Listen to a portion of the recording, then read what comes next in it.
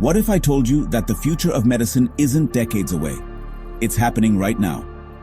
From microscopic robots swimming through your bloodstream to three-dimensional printed organs, the line between science fiction and reality is disappearing.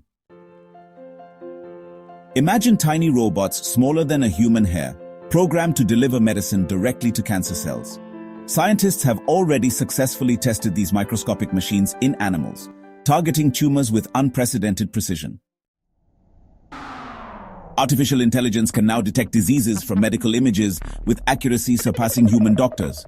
One AI system recently identified 50 different eye diseases just by scanning retinal images in seconds. The organ donation waiting list could become history.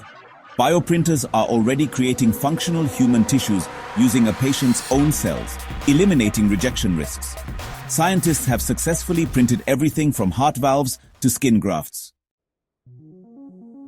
We can now edit our genes like a word processor, potentially eliminating inherited diseases before they start. Clinical trials are already underway for conditions like sickle cell disease. Smart pills with tiny sensors can now track medication from inside your body, sending real-time data to your doctor's phone. These ensure perfect dosing and timing, revolutionizing treatment monitoring.